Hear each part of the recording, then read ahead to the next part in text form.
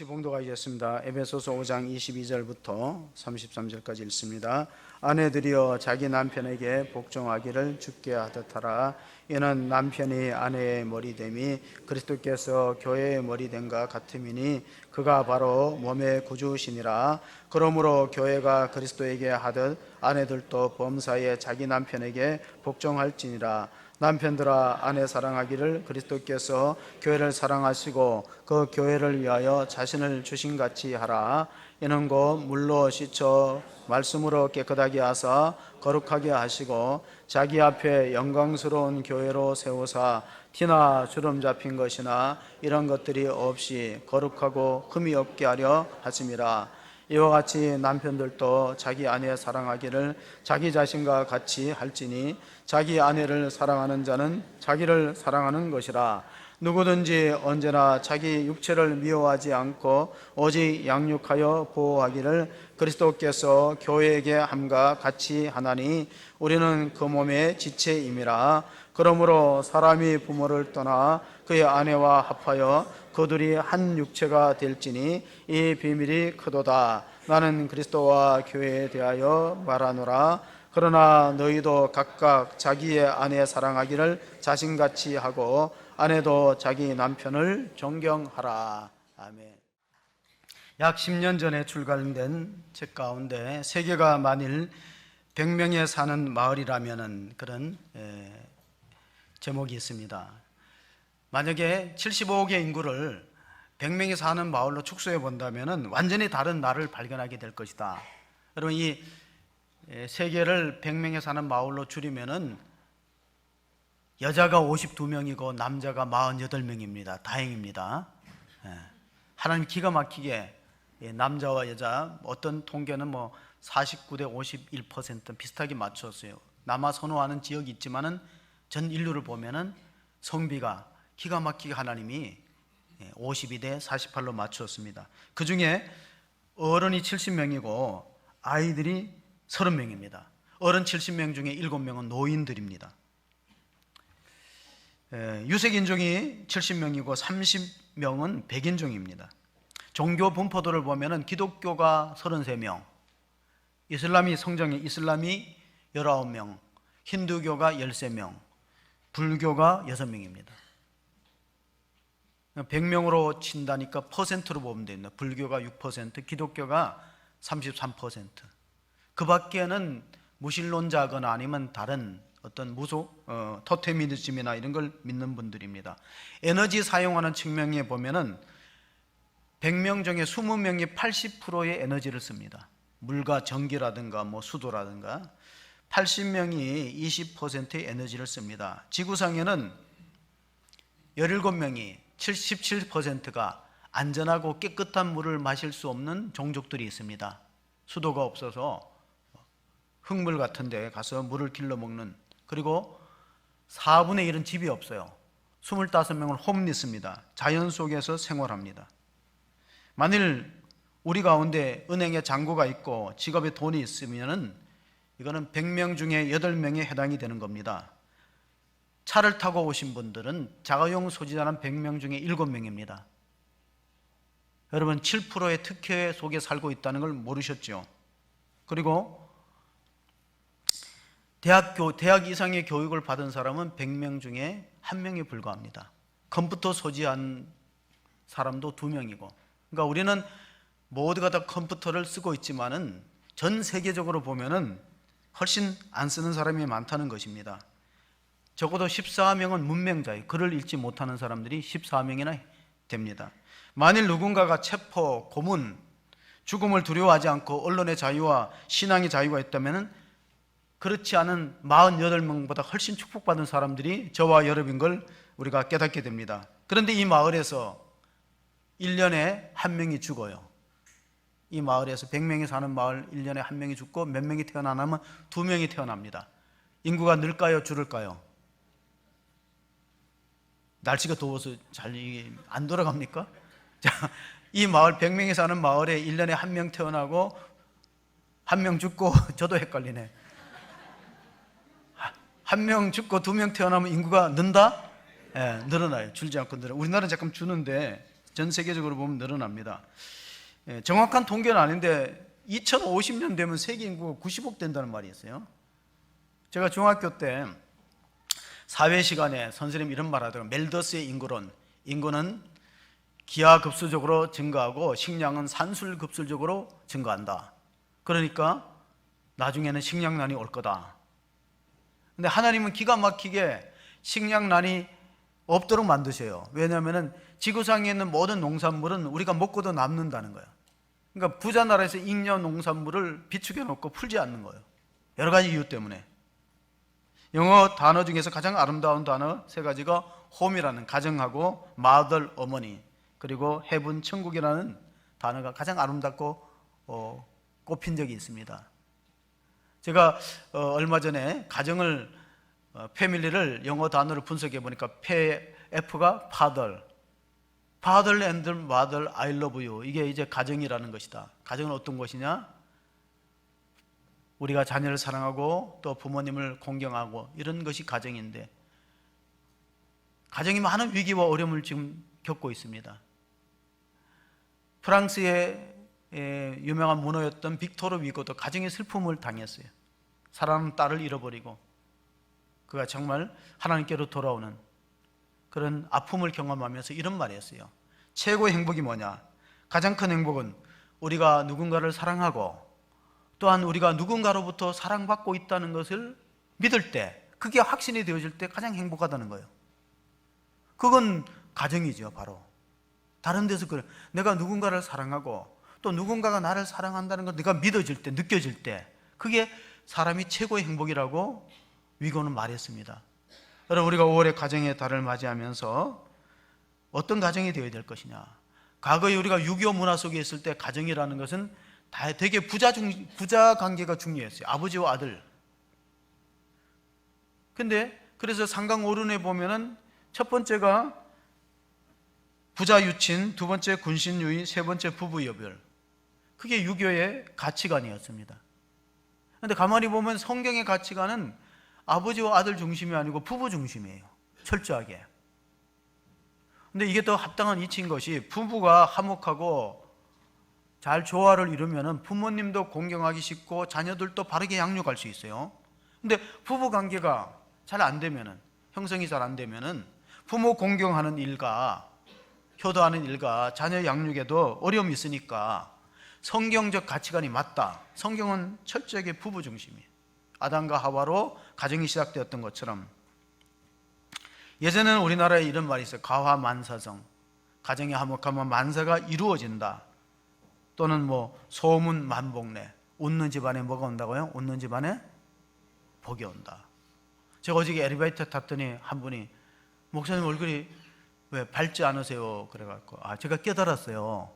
잘생긴 사람은 가만히 있어도 멋지게 보이고 못생긴 사람은 웃어야 본전이야. 그래도 안 우시는 분은 자기가 잘생겼다고 착각하는 분들이요. 웃어야 그래도 볼만한데, 제가 가만히 있으니까, 엘리베이터도 가만히 있으니까 목사님 얼굴이 안 밝으세요. 그래서 이거 표정 관리를 좀 해야 되겠구나. 웃는 집에 복이 온다고. 가정도 그렇고 교회도 그렇습니다. 비난하는 소리, 싸우는 소리, 헐뜯는 소리가 있는 가정은 복을 못 받아요. 교회도 마찬가지죠. 칭찬하고 격려하고 또 찬송하고 기도 소리가 넘치는 그러한 교회가 될 수 있기를 바랍니다. 우리 찬양과 경배도 그런 뜻에서 아마 찬양팀에서 준비하신 것 같습니다. 노벨 평화상을 받았던 마더 테레사가 기자회견할 때 세계 평화를 앞당기기 위해서는 어떻게 했으면 좋겠냐고 질문했어요. 그랬더니 마더 테레사가 집에 가서 가족들을 사랑하십시오 하고 단순하게 대답을 했답니다. 세계 평화가 거창한 구호로 되는 게 아니라 좀 집에 가서 가족을 사랑해서 가정이 건강해지면은 이게 또 세계 평화의 초석이 아닐까, 그런 뜻에서 말한 것 같습니다. 독일의 문호 게테가 왕이든 농부이든 시인이든 장군이든 자신의 가정에서 평화를 찾지 못하고 행복을 못 느끼는 사람은 어디 가서도 발견하기 어렵다. 그러므로 오늘 우리에게 주시는 그 에베소의 말씀을 우리가 주목하면서, 이 에베소 5장은 사도 바울이 썼는데 교회와 가정은 비슷한 구조로 되어 있다. 유비관계를 설명하는 겁니다. 우리 흔히 가정 같은 교회, 또 가정 속에 작은 재단이 있는, 교회가 있는 그런 건강한 가정을 이루자 하는 구호가 있듯이, 가정은 하나님께서 설계하시고 교회도 하나님이 계획하시고 설계하신 신적인 기관입니다. 세상의 모든 기관들로는 사람이 만들었는데 유독 하나님이 아이디어를 내시고 설계하시고 이룬 곳은 가정과 교회밖에 없습니다. 가정의 원형태를 우리가 창세기 2장 18절에서 찾아보겠습니다. 창세기 2장 18절, 여호와 하나님이 이르시되 사람이 혼자 사는 것이 좋지 아니하니 내가 그를 위하여 돕는 배필을 지으리라 하시니라. 그렇습니다. 창세기 읽어보면 1장과 2장을 읽어보면 하나님이 세상을 창조하실 때 끝마디가 보시기에 좋았더래요. 다 보시기에 좋았더래요. 마지막 날 여섯째는 심히 좋았다라는 최상의 표현을 합니다. 형용사가 최상급이야. 마지막 여섯째는 하나님 이 모든 것들을 지으시니 보시기에 심히 좋았더라. 근데 딱 보시기에 안 좋은 게 누구라고요? 독처하는 거. 아담이 혼자 있는 거는 보시기에 안 좋아서 결혼 제도를 만든 것입니다. 자, 결혼은 어떻게, 하나님이 가정을 어떻게 만들었는가? 이어서 우리가 그 2장, 창세기 2장 22절 24절을 보시면은 여호와 하나님이 아담에게 취하신 그 갈빗대로 여자를 만드시고 그를 아담에게로 이끌어 오시니 아담이 이르되 이는 내 뼈 중에 뼈요 살 중에 상이라 이것을 남자에게서 취하였은즉 여자라 부르리라 하니라. 이러므로 남자가 부모를 떠나 그의 아내와 합하여 둘이 한 몸을 이룰지로다. 이게 가정의 기원입니다. 가정의 원초적인 형태예요.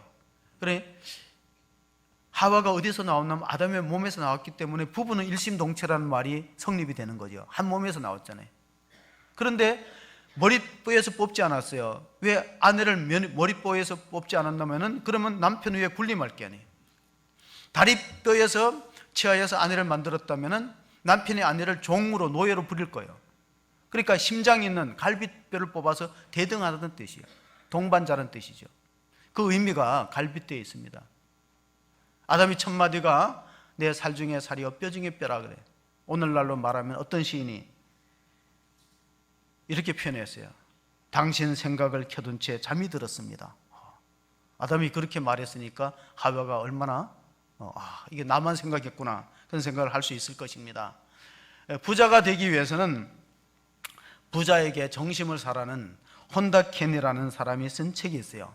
제목이 뭐냐면 부자가 되고 싶으면 부자에게 정심을 사라. 그 내용은 이렇습니다.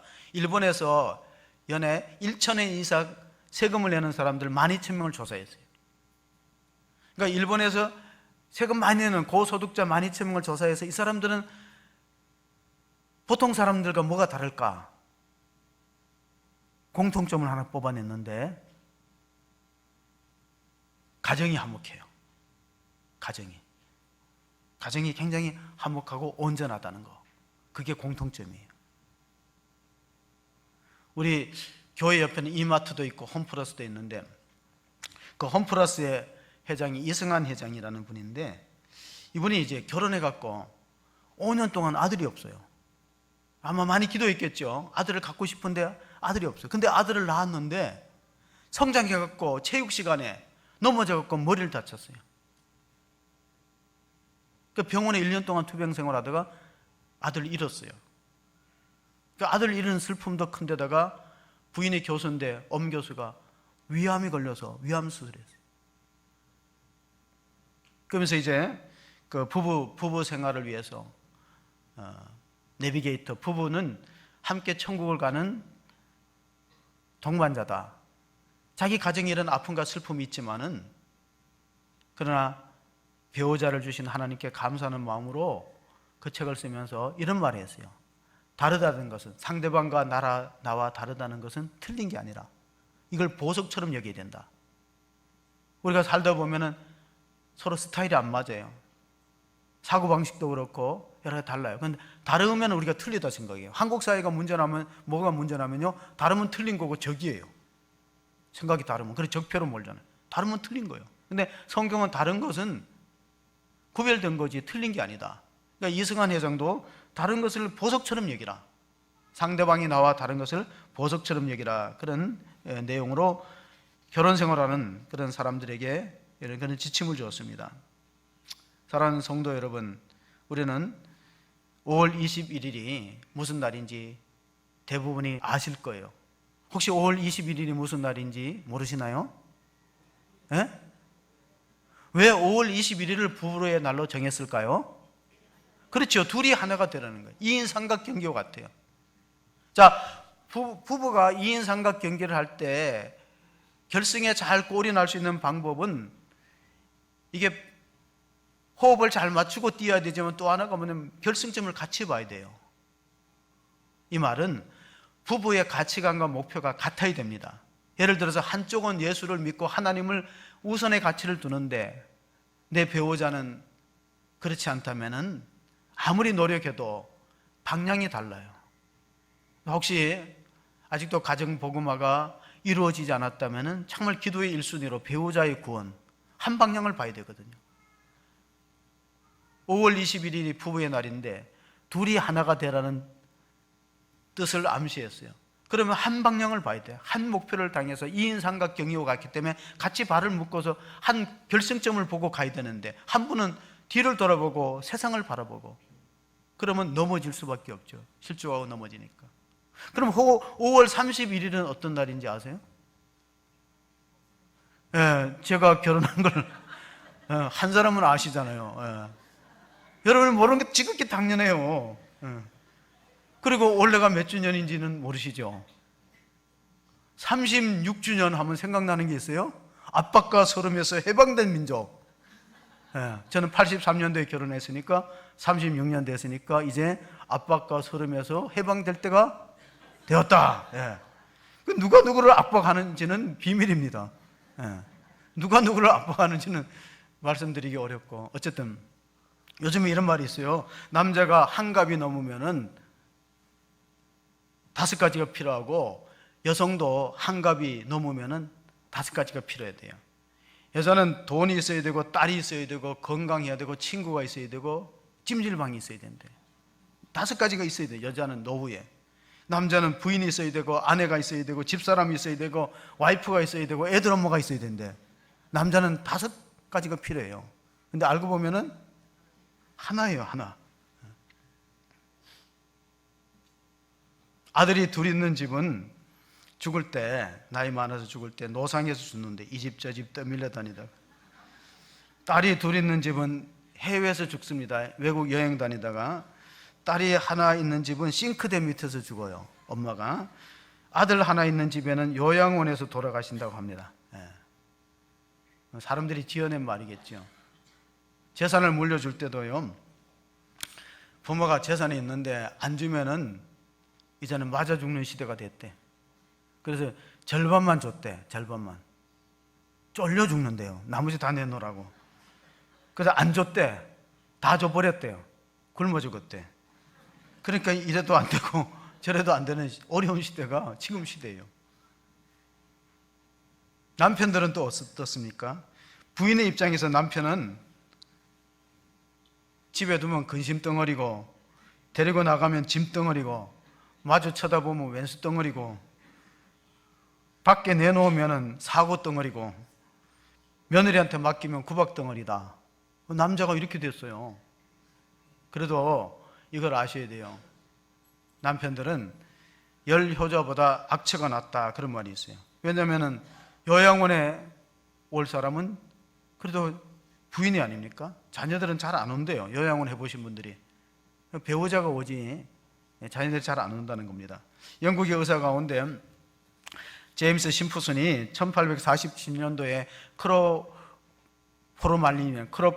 크로로포름이라는 약을 발명했어요. 이 크로로포름이 뭐냐면은 이 마취제예요, 마취제. 그러면 1847년도 이전에는 수술할 때 어떻게 했냐면은 그냥 술을 먹이거나 뭐 어떤 그냥 생으로 째거나 그랬다는 거예요. 얼마나 수술 환자들에게 공포스럽겠어요. 그런데 이 크로로포름이 발견되는 걸 보면 이 제임스 심프슨이 성경을 창세기를 읽다가 발견했다는 기록이 있어요. 아담이 잠들어서 갈빗배를 뽑았는데 어떻게 계속 잠들 수 있느냐? 뭔가가 있을 거다 하고 연구해갖고 이 화학품 크로로포름이라는 화학물질을 발견하고 이걸 사람한테 주사하니까 전신마취가 가능하게 된 것입니다. 무엇 때문에? 성경을 묵상하다가, 성을 깊이 읽다가 거기서 하나님이 뭔가 감춰둔 비밀이 있을 것이다. 오늘 설교 제목이 하나님의 비밀인데 하나님의 비밀이 가정이에요. 교회고 가정이다. 그래서 나중에 이제 그 에딘버러 영국 의과대학교 교수도 이런 나이였어요. 제임스 심프슨이라는 의사가. 그 후배 제자들이 물어봤어요. 선생님이 일생 발견한 것 중에 가장 위대한 게 뭐냐?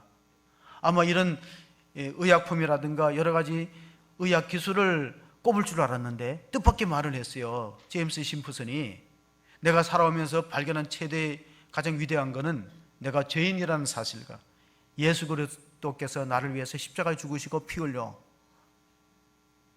내 죄를 용서하시고 부활하셔서 나의 구주가 되신다. 이것이 내 인생의 위대한 발견이다 하는 고백을 했다는 것입니다. 사랑하는 성도 여러분, 교회와 가정은 원리상 똑같아요. 아담의 옆구리에서 하와가 나왔듯이 예수님이 십자가에 창에 찔림으로 교회가 탄생한 것입니다. 요한복음 19장 33절 한번 보실까요? 예수께서 이르시서는 이미 죽으신 것을 보고 다리를 꺾지 아니하고 44에서 그중 한 군인이 창으로 옆구리를 찌르니 곧 피와 물이 나오더라. 의학적으로는 피와 물이 분리돼 나오면 심장이 멎었다는 거죠. 그런데 예수님이 완전히 죽음을 확인하는 창으로 옆구리를 찌르면서 완전히 죽음을 확인했는데 거기서 옆구리에서 뭐가 나오면 교회가 나오는 거예요. 교회가 그리스도의 신부로서 태어나는 것이죠. 교회 주시는 말씀, 가정에 주는 원리와 비슷한데 먼저 우리가 남편에게 주는 말씀을 읽도록 합니다. 왜냐하면 남편에게 주는 내용이 훨씬 길어요. 아내에게 주는 내용보다가. 남편에게 주는 말씀은 5장 25절입니다. 남편들아 아내 사랑하기를 그리스도께서 교회를 사랑하시고 그 교회를 위하여 자신을 주신같이 하라. 그렇습니다.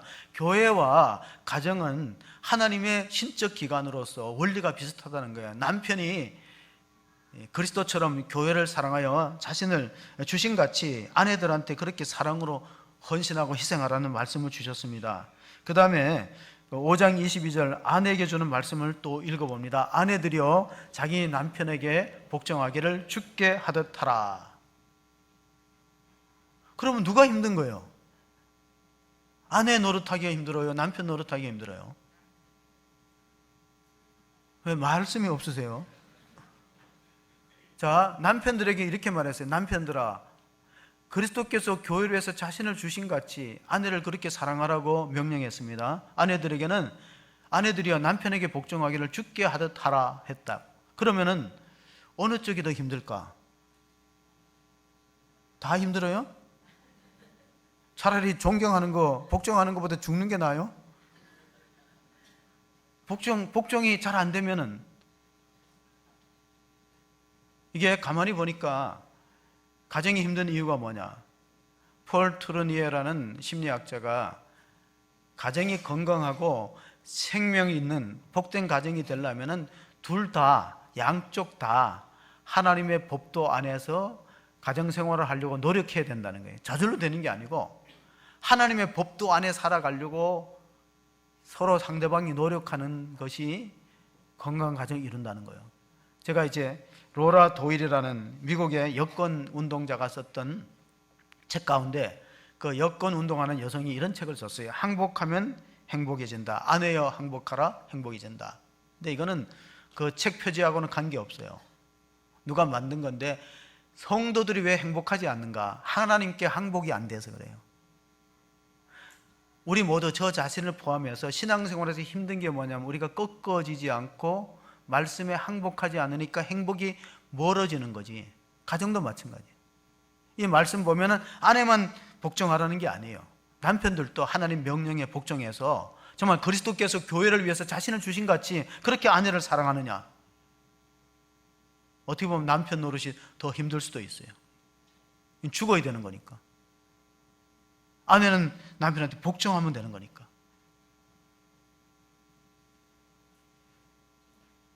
교회와 가정은 비슷한 구조로 되어 있다. 그런데 세상에는 완전히 이상적이고 완벽한 교회가 없어요. 마찬가지로 완전히 이상적이고 이런 부부는 세상에 가장 이상적인 부부다. 뭐 그런 것도 없어요. 다만 그렇게 노력할 뿐이죠. 그걸 목표로 해서 노력하는 것이죠. 그걸 이루기 위해서는 가장 중요한 게 대화죠, 대화, 소통. 이런 말이 있어요. 결혼 1년 차에는 남자가 말하고 여자가 듣는다. 2년 차 때면은 여자가 말하고 남자가 듣는다. 3년 차에는 둘 다 말하고 이웃 사람이 듣는다. 10년 차에는 둘이 말이 없고 애들이 말한다. 30년 차에 되면 둘 다 말 안 하고 둘 다 안 듣는다. 30년 되면은 그런 관계가 되고 만다는 거예요. 그 어떤 분이요, 한 20년 넘은 부부인데 그 남편이 아내한테 사랑하거나 뭐 이런 말 한 번도 고백한 적이 없어요. 근데 어떻게 지금 가정 세미나를 다녀왔는지 마음 먹고 아내한테 여보 사랑해 그랬더니 아내가 좋아하지 않아요. 아내가 긴장하면서 당신 어디 아프지? 이래대. 예. 얼마 전에 건강검진했더니 당신 안 걸렸지? 뭐 이렇게 오해하는 거예요. 안 하던 말 하니까. 목사님들, 저도 목회자지만 목회자도 사랑한다는 말 잘 안 해요, 집에서. 그래서 가정 세미나에서 훈련을 시켜갖고 집에 가서 뭐 사랑하라 뭐 이렇게 하고 가르치니까 어떤 사모님은요 막 울었어요. 사랑한다는 말을 처음 들었다는 거예요, 남편한테 목회하면서. 참 우리가 다 고쳐야 될 모습인데, 초등학교 3학년짜리가 엄마한테 말했어요. 엄마는 아빠보다 2살 많지. 그래 내가 연상이야, 우리 집이 연상이야. 근데 왜 아빠는 엄마한테 늘 반말하고 엄마는 항상 아빠한테 높이고 존댓말해? 그러니까 그거는 말이야, 안 그러면 쟤 삐지거든. 가정의 평화를 위해서 그 지혜로운 여성이죠. 그럼 좀 삐지. 남편 자존심이 있으니까 삐진다는 겁니다. 부부 관계에 대해서 또 이제 에베소서와 비슷한 쌍둥이 서신의 골로새서입니다. 골로새서 3장 18절 19절도 한번 읽어보시겠습니다. 같이 읽습니다. 아내들아 남편에게 복종하라. 이는 주 안에서 마땅하니라. 남편들아 아내 사랑하며 괴롭게 하지 말라. 저도 신혼 초기에는 잘 못했던 부분들이 있어요. 그래서 늘 회개하고 반성하는데도 가끔 가다가 옛날 얘기를, 흘러간 옛 노래를 자꾸 하시는 그런 이제 아내가 있는데, 평생을 듣고 또 듣고 뉘우쳐야 될 남편들아 아내를 괴롭게 하지 말라. 탈무드에 보면 이런 말이 있어요. 탈무드에 기록된 말씀 가운데 하나님은 아내의 눈물방울을 세고 계신다. 또 배우자의 얼굴은 내 믿음의 이력서다. 배우자 얼굴 한번 지금 보시기 어려우면 집에 가서 보세요. 배우자 얼굴은 내 믿음의 이력서다. 내가 어떻게 신앙생활을 했느냐 잘 드러난다는 거예요. 배우자라는 말이 재밌지 않습니까? 저는 배우자라는 말이 한문으로 쓰면은 그 의미가 있을 텐데 한글로 보면은 배우는 거예요. 배우자라는 것은 내게 반려자를 주신 내 남편과 아내를 주신 사람을 통해서 내가 많이 배우고 느끼는구나. 제가 젊을 때 공자의 글 가운데 좋아하는 글귀가 하나 있어. 삼인행 필요아사라는 글귀예요. 제가 청년 때 이 말을 참 감명 깊게, 공자의 가르침이잖아요. 삼인행 필요아사. 세 사람이 길을 걸으면 그 중에 스승이 하나 있다는 거예요. 그 스승이 뭐냐? 만약 친구가 셋이 길을 걸어가는데 저 사람은 내가 닮지 말아야지. 그것도 스승이에요. 저 사람은 내가 본받아야지. 그것도 스승이에요. 그러니까 우리가 배우자는 하나님 허락하신 게 뭐냐? 저러면 안 되겠지. 저러면 싫어하겠지, 다른 사람이. 그거 내가 배우는 거죠. 하나님 배우자를 주신 이유가 뭐냐? 저 사람을 통해서 나를 다듬어 가는 거예요. 그렇지만 나는 모난 성격이 깎이거나 다듬어지지 않습니다. 얼마나 감사해요. 그래도 불구하고 우리는 내가 어떤 이상적인 배우자상을 정해놓고 거기에 미치지 못하면 자꾸 불평하고 원망하는 습관을 갖고 있습니다. 그래서 남자들이 이런 말이에요. 국회의원하고 마누라는 비슷한 점이 많다. 5가지가. 국회의원하고 마누라의 공통점이 5가지가 있대. 첫째는 뭐냐? 말이 많다는 거예요. 국회의원들도 말 많이 하잖아요. 둘째는 내가 뽑았지만은, 내가 선택했지만 후회가 된다는 거예요. 세 번째는 바꿔보고 싶지만 바꿔봐야 맨 그 사람이 그 사람이라는 거예요. 국회의원들이 바꿔도 그 사람이 그 사람이에요. 네 번째, 국회의원과 마누라의 공통점. 돈은 내가 버는데 쓰기는 자기가 쓰고 생색은 자기가 낸다. 세금은 우리가 내는데 쓰기는 쥐들이 쓰고 생색은 자기네가 내요. 국회의원들이 세비를 통해서. 그리고 마지막 5번째, 9시 전에 들어가기 싫게 만든다. 왜? 9시 들어가면 뭐 봐요? 뉴스 봐야 되잖아. 뉴스 보면 맨날 국회의원들 비리 얘기, 정치인들 비리 얘기하니까 듣기 싫은 거예요. 그럼에도 불구하고 우리는 10시 전에는 집에를 들어가셔야 돼요. 아멘 안 하시네. 왜? 일찍 들어가서 일찍 자고 새벽에 나와서 열심히 기도하셔야 되는데 요즘에 보니까 너무 자리가 많이 비어 있어. 새벽 기도의 자리 너무 많이 비어 있어요. 이웃 교인들이 와서 기도하고 우리 교인들이 별로 보이지 않아요. 이제 앞으로는 렌탈 시대가 되면은 뭐 교인을 렌탈할지는 모르지만은 남편을 렌탈하는 시대가 있어요. 렌탈 시대. 실제로 있었어요. 2-3시간 남편 렌탈하고 5만 원 정도 수고비를 주는데 어떤 사람들이 쓰냐면은 골드미스 30대 40대, 그러니까 직장 생활하고 사회적으로 일을 하는데 독신이라는 걸 드러내지 않기 위해서 계약을 했을 때 남편 같이 가고 그리고 또 뭔가 이렇게 부부들 저녁 모임 만찬이 있을 때 가는데 2-3시간 같이 동행해주고 수고료로 지불하는 거예요. 근데 그게 있다는 거예요. 남편 렌탈 시대. 결혼 안 한 독신자들이 그렇게 하죠. 남한테 내가 결혼하지 않았다는 걸 보이고 싶지 않았습니다. 자, 오늘 본문의 말씀을 조금 더 구체적으로 남편과 아내의 역할을 성경 가운데 찾아보는데 아내의 역할 가운데 에베소서 5장 23절 24절이 있습니다. 같이 읽으면 이는 남편이 아내의 머리됨이 그리스도께서 교회의 머리됨과 같음이니 그가 바로 몸의 구주시니라. 그러므로 교회가 그리스도에게 하듯 아내들도 범사에 자기 남편에게 복종할지니라. 아내들이여 남편에게 복종하기를 주께 하듯 하고 교회가 그리스도를 머리로 하고 순종하는 그런 신앙생활을 해야만 건강하고 생명력 있는 교회가 된다 하는 말씀입니다. 또한 우리가 아내들에게 또 남편들에게 주는 말씀을 구체적으로 26절 27절을 읽어보시겠습니다. 이는 곧 물로 씻어 말씀으로 깨끗하게 하사 거룩하게 하시고 자기 앞에 영광스러운 교회로 세우사 티나 주름 잡힌 것이나 이런 것들이 없이 거룩하고 흠이 없게 하려 하심이라. 자, 교회도 그렇고 가정도 그렇고 거룩하다는 목표가 있어요. 교회는 거룩해야만 능력이 있습니다. 한국 교회가 왜 힘을 잃어버리고 사회적인 지탄을 받는다면 거룩성을 잃었어요. 세상 사람들하고 구별되고 거룩하지 않고 여러 가지 문제에 걸려 있어갖고 흠을 지적받고 있기 때문에 그렇습니다. 가정도 거룩이 목표입니다. 결혼의 목적이 뭐냐? 거룩하고 경건한 후손을 낳는 것이다. 그 후손을 길러가는 것입니다. 사람은 공장에서 만들어낼 수 없어요. 제품은 공장에서 만들어낼 수 있죠. 사람은 어디서 만들어져요? 가정에서 만들어집니다. 그만큼 가정이 중요한 거예요. 물건은 공장에서 찍어낼 수 있지만 사람은 그렇지 않잖아요. 사람은 가정 위에서 만들 데가 없어요. 사람은. 가정이 그만큼 중요하다는 것입니다. 그런데 그 경건한 후손을 만드는 방법 가운데 우리가 성경에 왜 마태복음 첫 장에 족보 이야기가 나오느냐? 아브라함과 다윗의 자손 예수 그리스도의 계보라. 족보 이야기가 나오냐? 가정을 통해서 가정의 거룩함을 추구함으로써 그 후손들이 경건한 후손들을 만들어서 이 역사를 이끌어가고 하나님 나라를 완성하는 데 쓰임받자. 이 가정의 목표예요. 자녀가 수가 많으냐 적으냐가 문제가 아니에요. 요즘에는 격대교육이라는 게 있어요. 격대교육이 뭐예요? 할아버지 할머니가 손자 손녀들을 잘 양육하는 걸 격대교육이라고 그래요. 그러니까 어쨌든 세대를 뛰어넘어서 우리 가정의 역할은 뭐냐? 사람을 길러내는 것이다.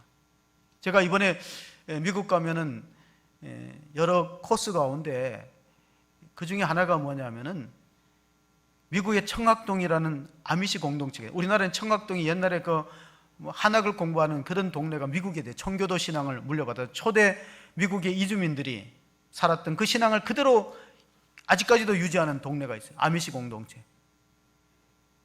또 하나가 이제 조나단 에드워드가 목회했던 지역이에요. 그 교회를 탐방합니다. 조나단 에드워드 목회직 교회. 또 하나는 이제 마지막은 하버드 캠퍼스 투어. 하버드 대학에 들어가지 못해 지금 마당이라도 밟아보고 오려고. 그 조나단 에드워드 후손을 연구하는 가문 연구 비교 논문이 있어요. 조나단 에드워드와 한 동네 살았던 맥스 주크라는 친구의 가문하고 그 에드워드의 대각성 운동을 일으켰던 미국의 경건한 신앙인 그 후손들을 보면요, 이 맥스 주크라는 어린이는 주일학교 좀 나갔다가 결국 가정으로 신앙이 없는 가정 속에서 세상으로 흘러들어가서 그 후손들을 보면은요, 불량자들이 그렇게 많고 노숙자들, 불량자 노숙자가 310명, 범죄자, 살인, 알코올, 마약 중독, 윤락 여성들, 뭐 이런 그런 사람들이 굉장히 그 후손을 가계를 조사해 보니까 쭉 있어요. 근데 거기보다가 중요한 건 조나단 에드워드 가문인데 성직자가 300명, 판검, 판사, 변호사가 수백 명 나오고 대학교 총장과 교수들이 나오고 국회의원 3명과 부통령까지 조나단 에드워드 가문에서 태어났어요. 이게 정말 우리가 신앙의 가정을 끝까지 지켜나간다는 것이 얼마나 중요한 일인가 하는 사실을 잘 보여주고 있습니다. 성경에는 가장 훌륭하게 긍정적으로 쓰임받았던 부부가 있고 또 부정적으로 쓰임받았던 부부가 나오는데, 창세기에 보면 아브라함과 사라는 정말 하나님이 보시는 이상적인 부부였지만 완벽한 부부는 아니었어요. 또한 우리가 사도행전을 보면은 브리스길라와 아굴라 부부가 있습니다. 이 사람들은 로마 황제였던 글라우디오가 이방인들을 다 추방했습니다. 과거 우리 역사를 보면은 스탈린 정권 때 이주 정책을 했어요. 조선 사람들, 고려인들은 다 떠나라 그래갖고 그 추군 혹독한 사할린이라든가 사람이 살 수 없는 동토의 땅에 그냥 기차에서 내려서 뿌려졌어요. 그것처럼 우리가 사도행전을 읽어보면은 18장에 글라우디오 황제가 로마에 거주하는 이방 사람들 다 몰아내었을 때 브리스길라와 아굴라 부부가 고린도의 항구 도시, 그리스의 항구 도시였던 고린도 항에 들어가서 바울을 만나서 복음을 듣습니다. 브리스길라 아굴라 부부가 사도 바울의 복음을 듣고 은혜를 받았어요. 그래서 직업이 똑같아요. 천막, 장막 만드는 직업에. 그래서 고린도 교회가 세워지는데 큰 역할을 했다. 긍정적으로 쓰임을 받았는데, 브리스길라와 아굴라에 대한 이야기가 나중에 또 로마서에 기록됩니다. 왜 로마서에 기록될까? 글라우디오 황제가 죽었을 때 다시 바울을 따라서 로마에 가갖고 로마의 교회가 개척되는데 또 도왔습니다. 그 3절, 4절, 로마서 16장 3절, 4절을 보면 너희는 그리스도 예수 안에서 나의 동력자들인 브리스길라와 아굴라에게 문안하라. 그들은 내 목숨을 위하여 자기들의 목까지라도 내놓았나니 나뿐 아니라 이방인의 모든 교회도 그들에게 감사하느니라. 그렇습니다. 브리스길라와 아굴라 부부는 바울이 목회하는 데를 따라다녔어요. 이사를 다니면서. 고린도 교회는 자기 집을 교회로 제공했고, 사도행전 5장에 보면은 아나니와 삽비라 부부는 땅을 바치겠다고 약조를 했다가 성령을 속여 감추어서 둘 다 한 날 죽고 말았습니다. 부정적인 부부의 모델입니다. 그리고 긍정적인 부부의 모델이 브리스길라와 아굴라는 바울의 목회를 위해서 목이라도, 집은 물론이고 목이라도 내주려고 했던 그런 헌신된 모습을 통해서 교회가 세워갔던 것을 볼 수 있습니다. 지금도 교회를 위해서 많이 봉사하고 수고하는 분들 가운데는 정말 그 브리스길라와 아굴라 같은, 그런데 가만히 보니까 이 브리스길라가 여성의 이름이요, 아굴라가 남성이요. 되게 그 당시의 문화로 보면 남편의 이름을 먼저 써야 돼요. 아굴라와 브리스길라도 표현해야 되는데 그런 표현은 두 번밖에 안 되고 나머지는 다 반대로 브리스길라가 먼저 나왔다는 건 뭐예요? 그만큼 그 여성이 교회를 위해서 헌신하고 충성된 일꾼으로 쓰임을 받았다 하는 사실을 잘 보여주고 있습니다. 이제 우리가 마지막 절을 한번 읽어보겠습니다. 오늘 본문을 정의하는 마지막 절, 에베소서 5장 31절, 33절 끝으로 교회와 가정의 구조 가운데 그러므로 사람이 부모를 떠나 그의 아내와 합하여 그들이 한 육체가 될지니 이 비밀이 크도다. 나는 그리스도와 교회에 대하여 말하노라. 그러나 너희도 각각 자기 아내 사랑하기를 자신같이 하고 아내도 자기 남편을 존경하라. 그러니까 교회와 가정의 오늘 결론적인 말씀은 연합성. 하나가 되는 거예요. 하나가 되는 거예요. 악령은 교회를 흩어버리고 분열시킵니다. 그래서 많은 교회들이 지금 어려운 처지에 있는 교회들이 의외로 많이 있어요. 심지어는 경찰관이 교회에 동원되기도 합니다. 왜? 성령이 하나 되게 한 것을 방해하는 사탄의 세력이 있기 때문에 그렇습니다. 사탄은 교회를 분열시키고 하나 되게 못하는데 아울러서 가정을 깨트립니다. 마지막 때 마귀가, 사탄이 노리는 공동체가 두 곳 있어요. 하나님이 세우신 곳. 하나님이 세우신 곳이 뭐라고요? 가정과 교회. 사탄의 표적입니다. 가정이 해체되고 이혼이 증가되고 많은 가정들이 무너지는 아픔을 겪습니다. 왜? 마귀가 역사하는 거예요. 교회도 그렇습니다. 그러므로 어거스틴은 우리가 가정을 세울 때 이 부모님들의 역할이 중요해요. 영어 가운데는 이런 일이 있어요. Beside them, not between them. 자, beside them, not between them은 뭐냐? 부모는 자녀들 곁에 있되 사이에 끼어들지 말라는 거예요. between. 부모는 자녀 곁에 있으라. 그러나 beside는 곁에요. between은 사이예요. 사이에 들어가지는 말아라. 왜? 독립하라 그랬잖아요. 부모를 떠나서 한 몸을 이루라. 가정을 이루라. 독립되는 것과 부모를 떠나는 것과 연합하는 것이 가정과 교회. 교회는 세상을 떠나서 세상과 세상의 가치관 문화를 뛰어넘어서 주님과 연합되는 공동체이기 때문에 어거스틴이 그렇게 말했어요. 여러분, 성도 여러분, 여러분이 교회를 가정처럼 생각하고 아끼면은 하나님을 아버지라 부를 수 있지만 그렇지 않다면은 우리는 하나님을 아버지라 부를 자격이 없는 것이다. 이런 중요한 말을 했습니다.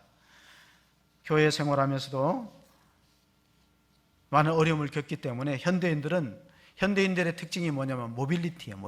모빌리티는 뭐냐? 이동성이죠. 이사를 많이 다닌다는 거예요. 그래서 한 사람이 죽을 때까지 한 교회를 섬기는 것만큼 축복이 없어요.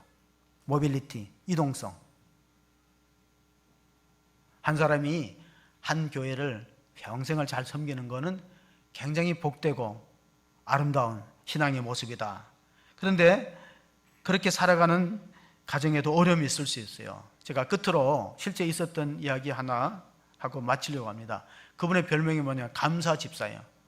항상 감사해요. 신앙생활 하면서도 우리가 데살로니가전서 5장 16, 17, 18절 같이 한번 항상 기뻐하라, 쉬지 말고 기도하라, 범사에 감사하라. 이는 그리스도 예수 안에서 너희를 향하신 하나님의 뜻이니라. 근데 살다가 보면은 항상 기뻐하고 항상 감사할 수 일들만 있나? 그렇지 않아요.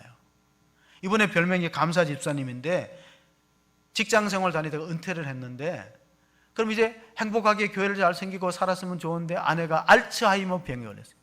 알츠하이머가 뭐예요? 치매예요. 그래서 자식들이 요양원에 맡기라는데 안 된다고 부인했어요. 집에서 내가 돕겠다고. 그런데 자녀들은 요양원에 맡기는 게 맞다고 그랬는데 집에서 돌보는데 나중에 남편을 몰라보는 거예요. 그러니까 어쩔 수 없이 요양원에 맡깁니다. 요양원에 맡기면은 방문을 하는데 남편을 몰라봐요. 그래서 평소에 아내가 가장 좋아했던 음식이 아이스크림이에요. 아이스크림을 담아갖고 주면은 여보 아이스크림 먹어. 그러면 절대 여보라고 안 불러요. 내가 누구야? 그러면 아이스크림 주는 아저씨. 아직 아이스크림 주는 아저씨야. 자식도 몰라보고 남편도 몰라봐요.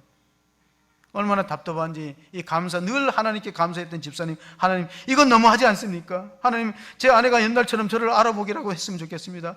아내가 저를 여보라고 한 번만 불렀으면 소원이 없겠습니다. 기도했대요. 그 기도 중에 하나 아이디어가 떠오르는데 목사님한테 상언한 게, 목사님 아무래도 안 될 것 같아요. 병은 점점 깊어가고 전혀 가족을 몰라보는데 목사님 혹시 성탄절에 시간이 되면은 결혼식을 한 번 더 하면 어떻겠습니까? 아이디어를 냈어요. 그럼 괜찮다고 저기 성탄절 예배 마치고 오후에 결혼식 하자 교회에서. 문제는 프로포즈를 받느냐 문제예요. 그에 가서 얘기를 했죠.